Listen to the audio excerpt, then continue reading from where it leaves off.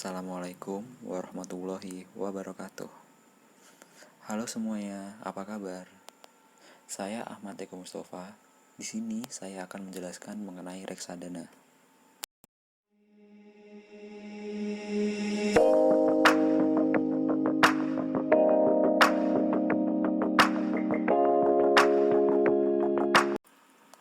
Jadi, apa sih pengertian dari reksadana itu?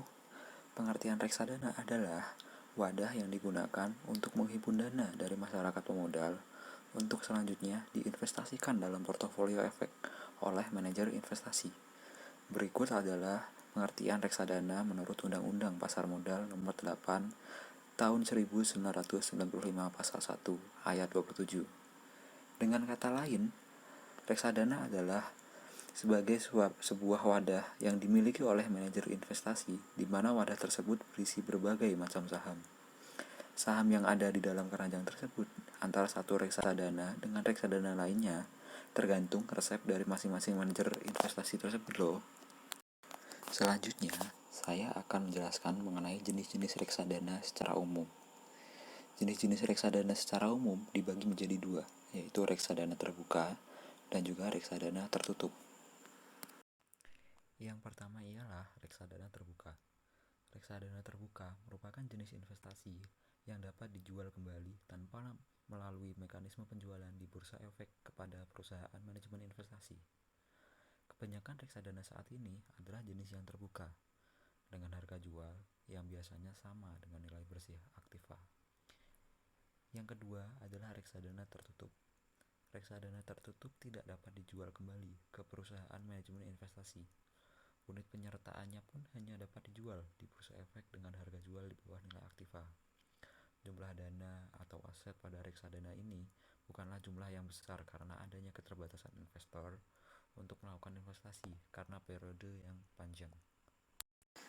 Selanjutnya, saya akan menjelaskan mengenai jenis-jenis reksadana berdasarkan portofolionya. Jika jenis-jenis reksadana secara umum dibagi menjadi dua, maka berdasarkan portofolionya, reksadana dibagi menjadi 5. Yang pertama adalah reksadana saham. Yang kedua adalah reksadana campuran. Yang ketiga reksadana pendapatan tetap.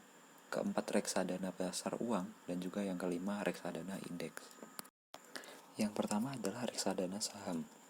Jenis reksadana di mana investasi minimal 80% dari dana yang dikelolanya ke dalam bentuk saham atau efek bersifat ekuitas. Keuntungan dihasilkan dari potensi efek saham yang memberikan hasil lebih tinggi yang berupa capital gain karena adanya pertumbuhan dividen dan harga saham.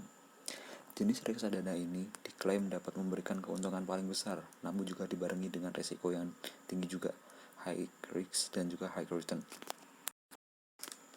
Yang selanjutnya, yaitu yang kedua adalah reksadana campuran. Jenis reksadana yang potensi kerugiannya di bawah reksadana saham. Pada reksadana campuran, dilakukan investasi dalam dua efek bursa sekaligus, efek hutang dan efek ekuitas, di mana perbandingan keduanya tidak termasuk reksadana pendapatan tetap dan juga reksadana saham. Yang ketiga adalah reksadana pendapatan tetap. Reksadana pendapatan tetap adalah reksadana yang lebih tinggi dari reksadana pasar uang dengan potensi kerugian yang lebih tinggi juga. Namun, tetap tidak lebih tinggi keuntungannya dari reksadana campuran dan juga reksadana saham yang ada di poin pertama dan juga kedua tadi. Yang berikutnya, yaitu yang keempat adalah reksadana pasar uang.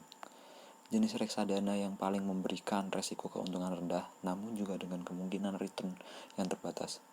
Sekurangnya 80% dari reksadana pasar uang dikelola pada efek pasar uang, yakni efek hutang dengan jangka kurang dari 1 tahun. Yang kelima, sekaligus yang terakhir adalah reksadana indeks. Jenis reksadana yang keuntungannya dan kerugiannya sejalan dengan indeks tersebut. Pada reksadana ini, sebagian besar dari dana dikelola secara pasif, yang berarti tidak dilakukan jual beli di bursa, kecuali ada redemption atau subscription baru.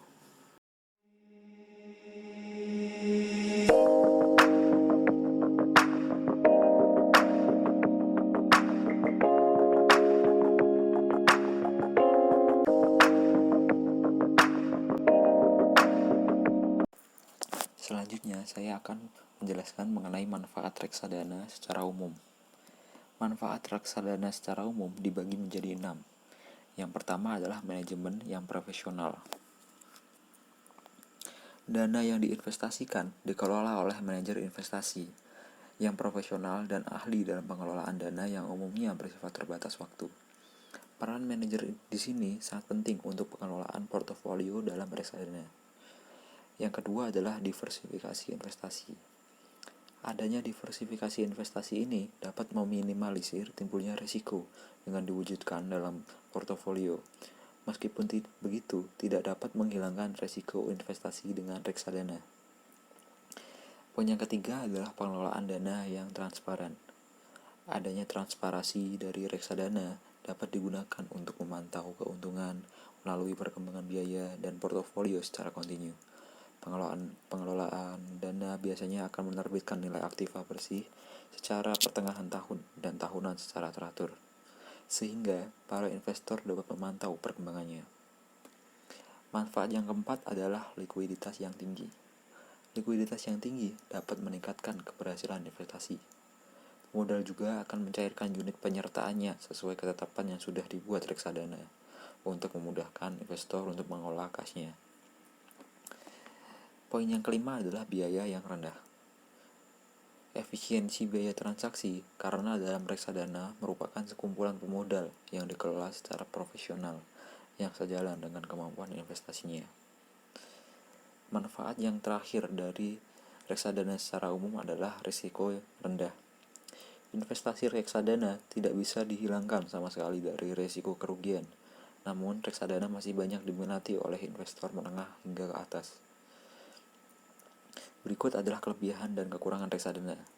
Kelebihan reksadana adalah tidak membutuhkan dana besar, mudah dibeli dan ditebus, diawasi oleh otoritas jasa keuangan, dan terdapat banyak pilihan. Sedangkan kekurangan dari reksadana sendiri adalah keuntungannya tidak dapat dijamin. Mungkin sudah begitu saja sedikit penjelasan saya mengenai reksadana.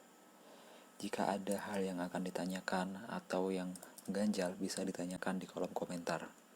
Saya Ahmad Eko Mustafa, terima kasih. Assalamualaikum warahmatullahi wabarakatuh.